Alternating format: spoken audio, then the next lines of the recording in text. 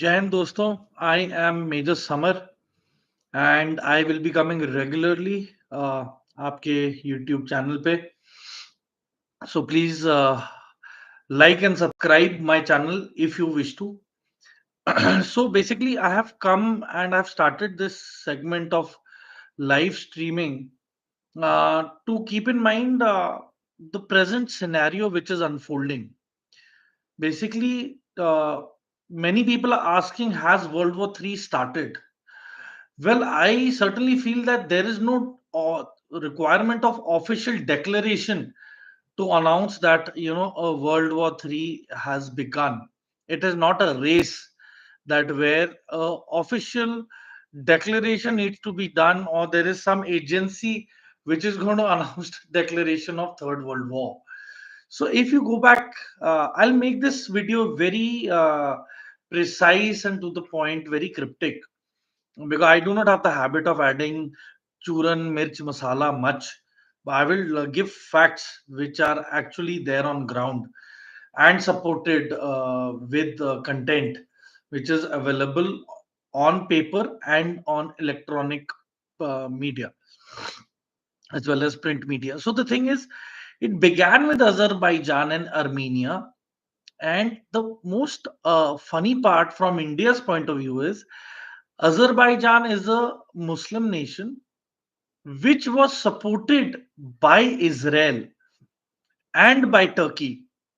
So that is one of the major reasons why Azerbaijan was able to win the war, the initial war against Armenia. And that is where you see the Bayraktar TB2 drone came into play, as well as the kamikaze drones and the loitering munition, which Turkey had been working on. Now, this company is called Baykar. So, this Baykar company is run by Tayyip Erdogan, who is the head of Turkey. So, his son in law is the one who owns this company. So, Erdogan's daughter is married to the owner of Baykar company, which is the manufacturing of basically military drones, kamikaze drones, and loitering munition drones. So this is where the arms race actually began in terms of modern warfare. That Turkey was the initiation point where it became commercialized. But if you go back in history, remote controlled appliances have been used in 1940 by the Allied forces, but they were for very limited use, and it was a concept which everyone did not believe in. So this is a very old concept. It is just that that concept is now turned into a reality, and it is moreover now it's a drone age and space age warfare. The conventional warfare will definitely be the decisive factor, because you in the end need troops on ground for planting the flag and for overthrowing the last leadership heads of a rogue nation. So this is where it began in terms of drone warfare. The initial phase we could realize was when DJI Mavics were being seen basically in Syria. So it was the Syrian rebels who were basically using these drones, the DJI drones, which later on came into the black market because of the Russia-Ukraine war. So DJI had a real upscale demands all of a sudden, though the drones of DJI were mainly used for wedding shoots and by travelers and bikers, and with time it resulted in being used for spying purposes and for observation and surveillance and intelligence gathering, which we so call ISR. So ISR purposes. So this is one of the major reasons why DJI put a ban on the sale of its drones in Europe until and unless a thorough verification and documentation was carried out on purchase of certain drones, which was not there earlier. So this trend began, and then the Ukrainians in the Russia-Ukraine war uh, achieved a jailbreak in the software of DJI drones.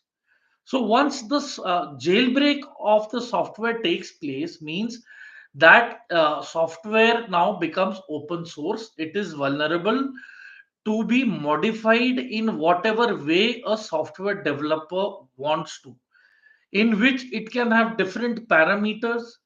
It can also be converted into a thermal imaging camera. The camera properties can be changed without changing the chipset of the optical equipment. So this is a technical aspect where the Ukrainians went into depth. And after they achieved the jailbreak in software, they began with the modifications and upgradations of the software as per the local chips that they were procuring within Europe. Whereas when I say local, they are mainly of Chinese origin. There's very less, telltale signs of any Taiwanese equipment in the drones. So China has created a monopoly in this, which the Ukrainians mastered the art of, you could say, idea and innovation and upgradation of softwares of drones.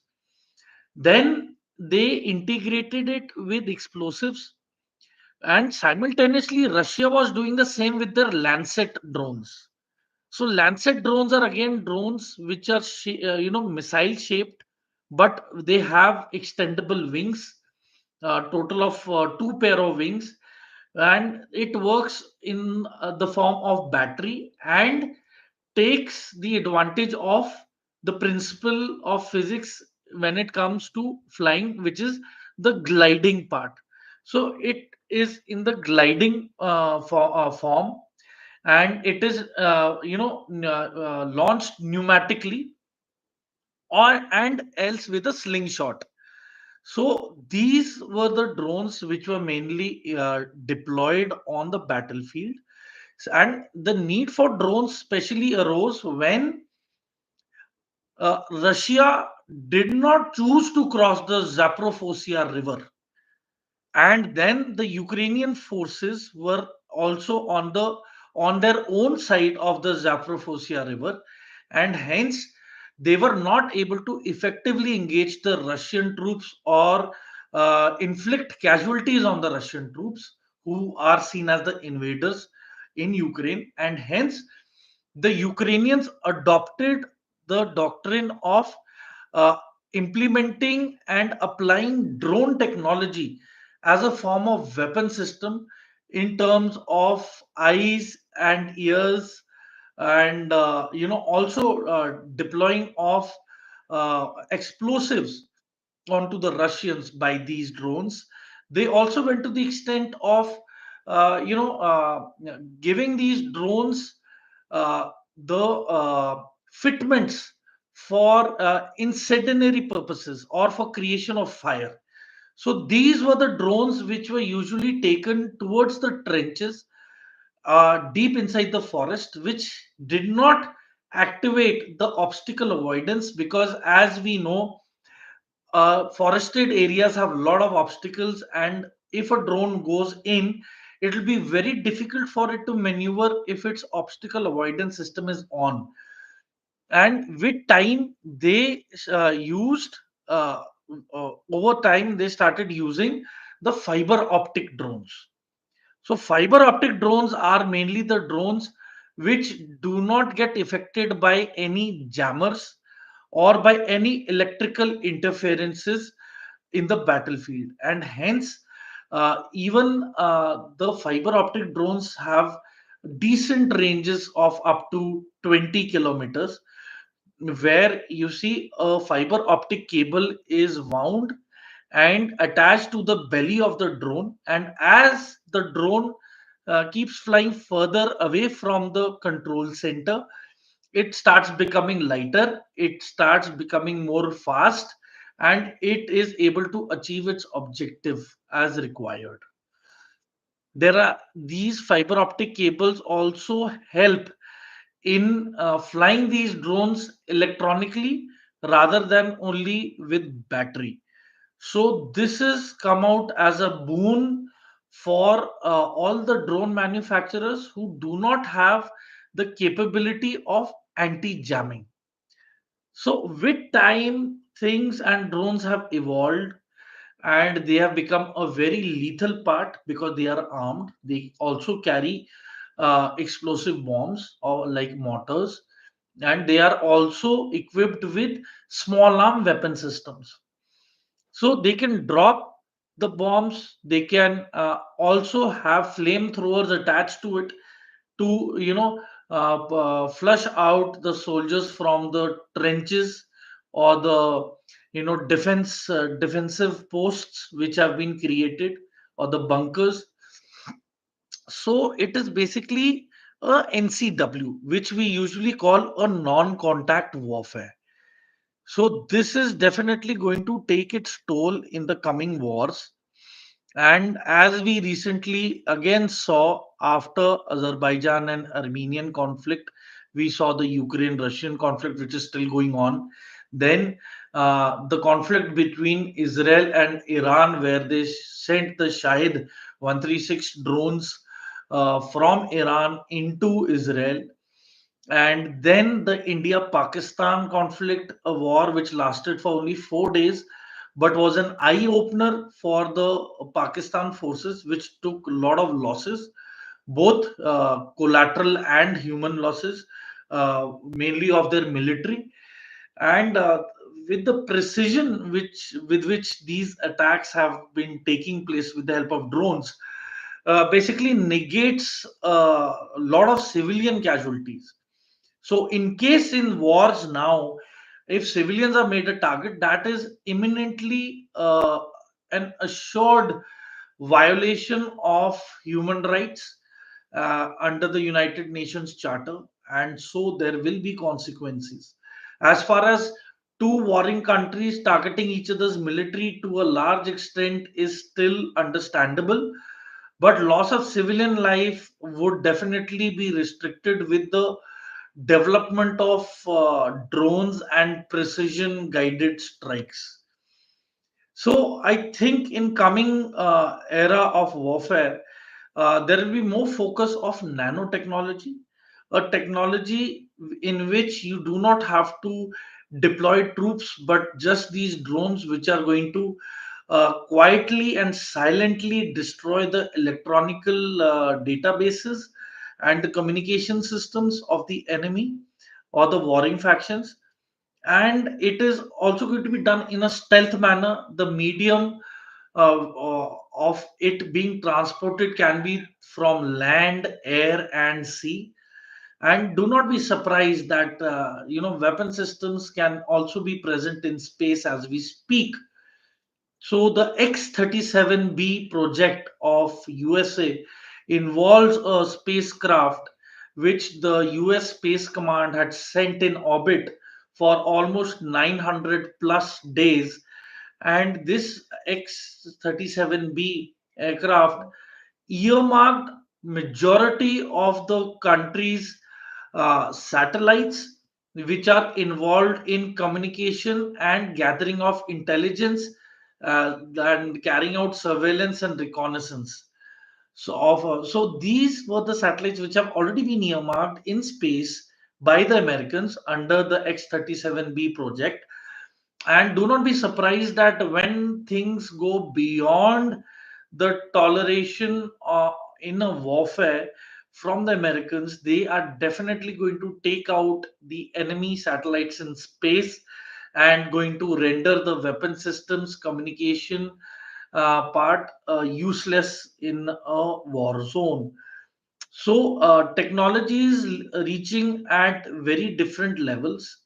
The intelligence, however, is ultimate with human int on ground. But there have been instances, for example, where the Mossad used a remote controlled vehicle which was equipped with a machine gun to take out an Iranian scientist with pinpoint accuracy and precision. So, and they did this sitting miles away in Tel Aviv, whereas in Iran, they took out their threat. So, similarly, these type of attacks are going to increase, and it is going to be a matter of great concern for all the countries, especially to monitor and you know, to earmark and to apprehend the overground and underground anti-nationalists who are going to who help the enemy carry out these operations, because without their help these things wouldn't have been possible. For example, you can look at the Ukrainian attack on the Russian air bases, where 40 strategic bombers of Russia have been destroyed. So it is a matter of great concern and worry. And so, keeping this in mind, similarly, Mossad also carried out a similar strike within Iran hours before the airstrikes took place, with the help of armed drones in Iran to take out their missile mobile launchers. So, you see, warfare is taking a totally new turn, and in coming few weeks is going to be a turning point where a lot of geopolitical siding is going to take place. That is basically the grouping of different nations in terms of the Iran and Israel war. And if America gets involved in this war, which it definitely will, then what are the consequences, and would there be a shift of world power if America gets involved in this war? Because I am very sure that there have been reports that the Chinese have secretly provided the Iranians with air defense missile systems and radars, despite other equipment being taken out by the Israelis. So similarly, the Russians are also vowing to help Iran counter the Israelis and the Americans. And the reason why this is taking place is because uh, the US and the West, the G7, have openly been helping Ukraine, by providing them with the latest of weaponry to fight against the Russians. So the Russians are definitely not going to sit quiet, and they are going to provide the Iranians with the battle equipment that they require to counter Americans and the Israelis. So this is going to get more uglier in the coming days, and I will be updating you regarding what are the repercussions and the dangers involved in the bombing of the Iranian nuclear sites, and about the Russians who are present in Iran, approximately 600 in strength, helping run these nuclear projects for Iran. So I'll see you next and update you regarding this aspect. Thank you for watching. Jai Hind.